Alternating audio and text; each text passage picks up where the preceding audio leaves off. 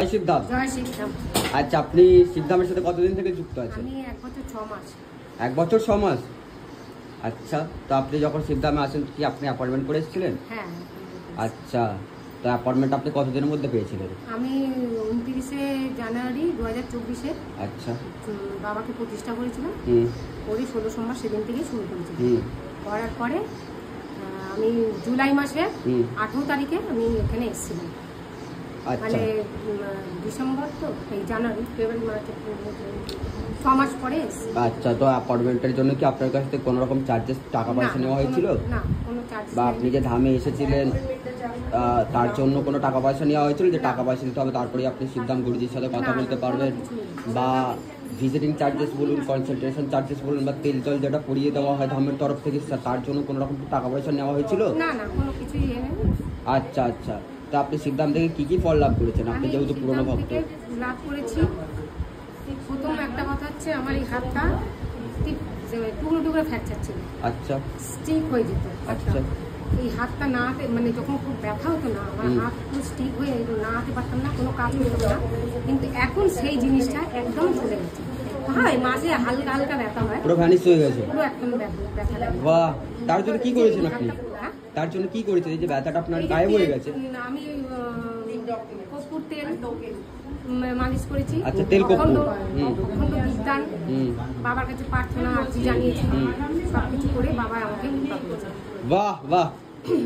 তো কতদিনের মধ্যে আপনি রেজাল্টটা বুঝতে পেরেছেন যে আপনার হাতটা ঠিক হচ্ছে? রেজাল্টটা পেয়েছি আমি ঠিক ওই একটু টাইম লেগেছে, কারণ হাতটা তো অনেক দিনের ছিল তো, অনেক। আচ্ছা, ওই 6-7 মাস মতন টাইম লেগেছে। 6-7 মাস।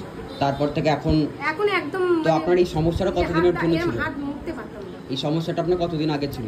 আমার এই সমস্যাটা ছিল, আমার এমনি রিমাটার আর্থ্রাইটিস প্রবলেম আছে। আচ্ছা, জয়েন্টে ব্যথা। সেই ব্যথা কিন্তু অনেক এখন হয়েছে।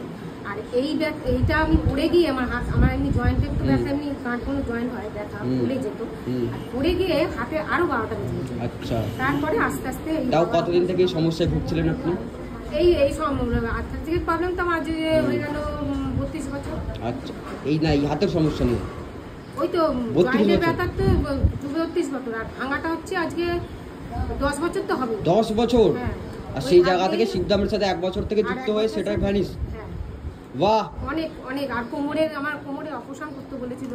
কোমরের যন্ত্রণা থাকতে পারতাম না, পা শিরশির করতো, পায়ের যন্ত্রণা, সেই যন্ত্রণা উপভোগটা এখন অনেক আমি কম হয়েছে। অনেক কমে গেছে। পায়ের শিরশির হালকা হয়, আচ্ছা, খুবই কম। কিন্তু আগে আমি শুতে পারতাম না, ছটফট করতাম, এপাশ ওপাশ করতাম। তো আপনি অ্যাপয়েন্টমেন্ট যে করে এসেছিলেন, অ্যাপয়েন্টমেন্ট আপনি কদিনের মধ্যে পেয়েছিলেন তাও? ওই তো বললাম তো জানুয়ারিতে বাবাকে প্রতিষ্ঠা করেছি। না, তাও একটা মানে কতদিনে পেয়েছিলেন? এই তো 7 মাস হবে, জানুয়ারি থেকে জুলাই 7 মাস। আচ্ছা আচ্ছা। এবার যেসব ভক্তরা অ্যাপয়েন্টমেন্ট পাচ্ছে না তাদের উদ্দেশ্যে আপনি কি বলতে চাইবেন? বা যারা হয়তো ধামে আসতে পারছেন না তাদের উদ্দেশ্যে আপনি কি বলতে চাইবেন? তাদের উদ্দেশ্যে বলছি, ভক্তি শ্রদ্ধা সব রাখুন, বাবা একদিন কৃপা করবে। আর বাবা ঠিকই মুখ খুলে থাকে, বাবা খালি হাতে কাউকে ফেরাবেও না। বাবা ঠিক খালি হাতে আসলে বাবা ভক্তি হাতে পাবে। বাহ বাহ! বলুন জয় শিবধাম। জয় শিব। জয় শিবধাম।